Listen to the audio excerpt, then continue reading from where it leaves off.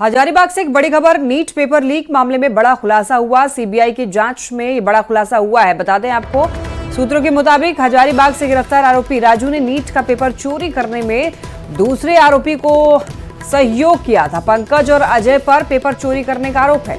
सभी आरोपियों से अब सीबीआई पूछताछ कर रही है। तो राजू ने पेपर चोरी में साथ दिया, सूत्र ऐसा बता रहे हैं। अब देखिए, पेपर लीक मामले में सीबीआई ने एक्शन लिया है। सीबीआई की जांच पड़ताल में एक बड़ा खुलासा हुआ है कि आपको बता दें, आरोपी राजू ने पेपर चोरी में मदद की थी पंकज और अजय की, और पंकज और अजय पर पेपर चोरी का आरोप लगा है। बिहार में 4 विधानसभा सीटों पर उपचुनाव होना है। 4 सीटों पर होने वाले उपचुनाव के नतीजे 2025 के विधानसभा का सेमीफाइनल माना जा रहा है। इन 4 सीटों के नतीजों को 2025 के चुनाव में वोटर के मिजाज के ट्रायल के तौर पर देखा जा रहा है। आखिर उपचुनाव के लिए एनडीए और गठबंधन की अभी क्या तैयारी है, दिखाते हैं एक रिपोर्ट के जरिए।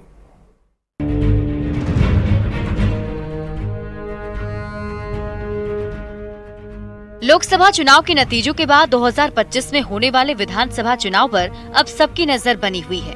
पर उससे पहले बीजेपी अपने सहयोगियों के साथ 4 सीटों पर होने वाले विधानसभा उपचुनाव में जातीय समीकरण के साथ ही ग्राउंड पर वोटर्स के मिजाज को भांपने में जुट गई है। तो महागठबंधन के नेता पिछले चुनाव से सबक लेते हुए नई रणनीति बनाने में जुटे हैं। सियासी रणनीति पर बात करें उससे पहले जानिए किन 4 सीटों पर उपचुनाव होना है। बेलागंज, इमामगंज, रामगढ़ और तरारी सीट पर उपचुनाव।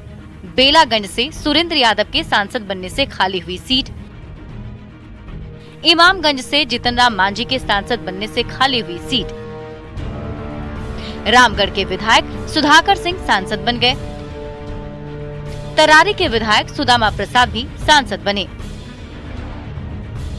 4 सीट की चुनावी जंग के लिए बीजेपी ने कमर कस ली है। पार्टी में सीटों का बंटवारा भी तय हो गया है।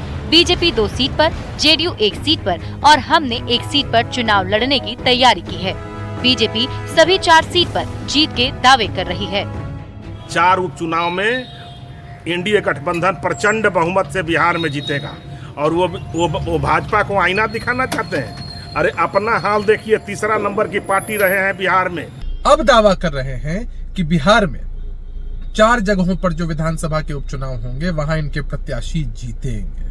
ये लोग मुगालते में हैं। फिर नतीजे उसी दिशा में होंगे। हर जगह इनके प्रत्याशियों की बुरी हाल होगी। आने वाले उपचुनाव में भी उनका वही हश्र होगा जो 2010 के चुनाव में हुआ था, और आने वाले 25 के चुनाव में भी उनका वही हश्र होना है। नील बटा सन्नाटा होंगे। 10-20 सीटें आ जाएं, 25 में तो हम नहीं कर सकते। इस उपचुनाव में तो 0 रहने वाले हैं। बीजेपी चाहे जो भी तैयारी कर रही हो, आरजेडी की ओर से खुद 3 सीट जबकि माले को 1 सीट तरारी पर लड़ाने की प्लानिंग चल रही है। वैसे हाल ही में रुपौली में हुए उपचुनाव के नतीजों ने भी आरजेडी को सोचने पर मजबूर कर दिया है।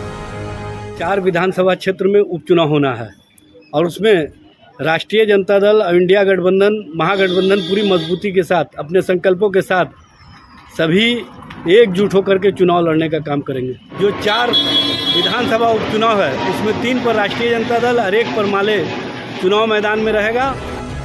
जाहिर है रुपौली के झटके से अभी दोनों ही गठबंधन उभरी नहीं है, पर 4 सीटों पर होने वाले उपचुनाव को लेकर अभी से ही दोनों खेमे की ओर से नई रणनीति बनाई जा रही है।